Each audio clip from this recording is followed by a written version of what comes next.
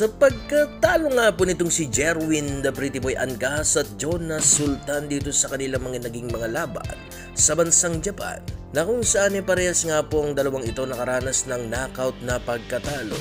Dahil sa mga body shot na kanilang tinanggap ay agad-agad nga pong naglabas ng pantamang salita itong ating pambansang kamao at 8th Division World Champion na si Manny Pacquiao. Hindi ko lamang po mapi-play ang video sapagkat di natin kuha ang video ito. Pero ayon po sa naging pahayag nitong si Pacquiao, ay sinabi nito na sa kanyang kapanahunan ay puro pagsasanay di umano ang lahat ng kanyang mga ginagawa, na kung saan ay kahit wala ko nung napipintong laban ay pinapanatili ko nito ang magandang kondisyon ng kanyang pangangatawan.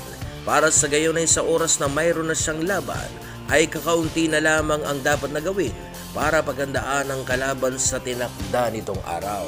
Sa iba pang mga salita mga idol ay nagkakaroon itong si Pacquiao ng mahabang panahon para pag-aralan ang mga taktikang ginagamit ng kalaban.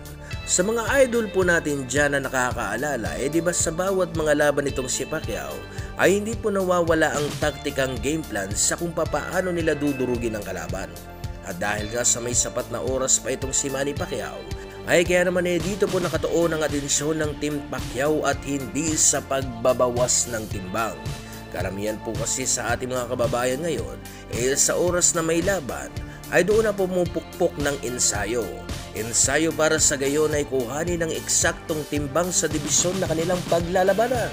At doon na po na isasantabi ang game plan sa kung paano tatalunin ang kalaban. Dahil sa mas marami po kasing oras ang nauubos sa pagbabawas ng timbang. Ito po ang dahilan kung bakit nasabi nitong si Pacquiao na sa kanyang kapanahunan ay puro pag-iensayo ang kanyang laging ginagawa. At tama ito sa ating mga Pinoy na kababayan na kailangan maging isang responsableng boksingero.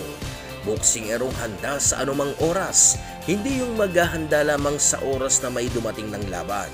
Ito ang nawala sa ating mga kababayang boksingero ngayon mga idol, ang matinding determinasyon na manalo sa laban. Sa kapanahunan ngayon ng mga Hapon na isang laban lang po talaga ang aking nakitang gusto nitong kainin ng Hapon na kanyang kalaban. At ito na nga ay nung makaharap po nitong si Jonrel Casimero na isang 3 Division World Champion, ang veteranong Hapon na si Ryo Akaho. Sa laban ay pinakita nitong si Alas ang matinding determinasyon na kanyang daladala sa laban, na kung saan ay napaayaw niya nga ang Hapon na kalaban at nanalo sa pamamagitan ng round 2 knockout. Kaya naman ay muli ko pong ihahain sa inyo ang laban na nagpayanig noon dito sa bansang Japan nang makaharap nitong si Casimero, ang isang Ryo Akaho. Round 1!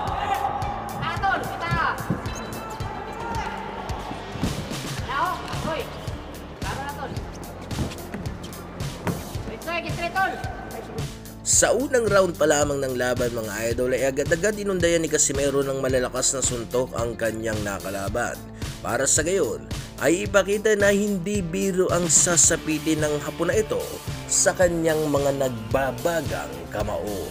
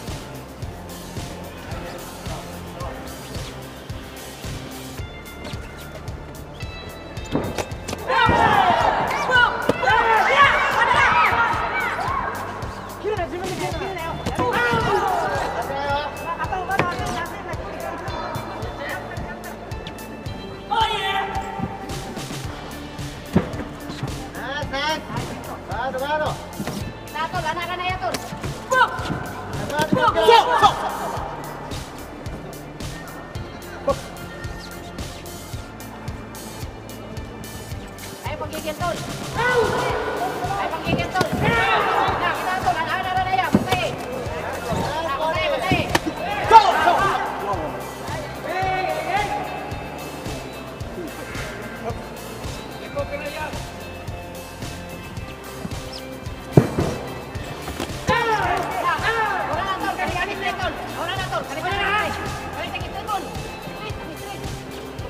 Patay!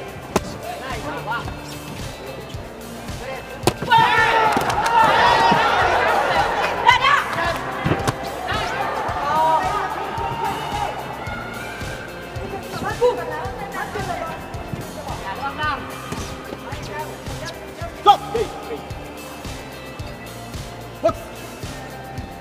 Santol, kita. Enak, Santol.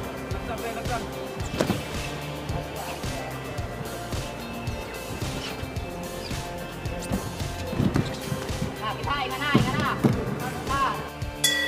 Round 2. Sa round 2 mga idol ay pilit pong nakikipagsabayan itong si Ryu Akaho.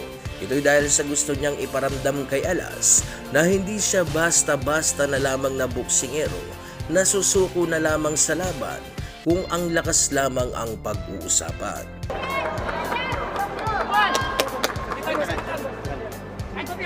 Santol, kita.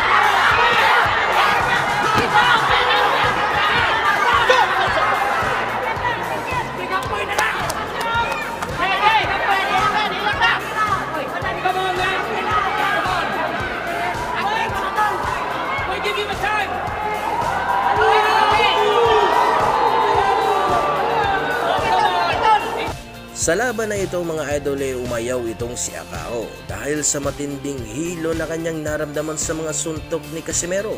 Noong una ay naging isang no contest pa ang laban, pero di kalaunan ay diniklara ring knockout ang laban na ito. Kaya naman ay ano sa tingin nyo mga idol? Magkakaroon pa nga ba tayo ng mga world champions sa palakasang ito? I-comment nyo na po ang inyong magiging komento para sa gayon ay atin nyo mapag-usapan dito sa ating comment section.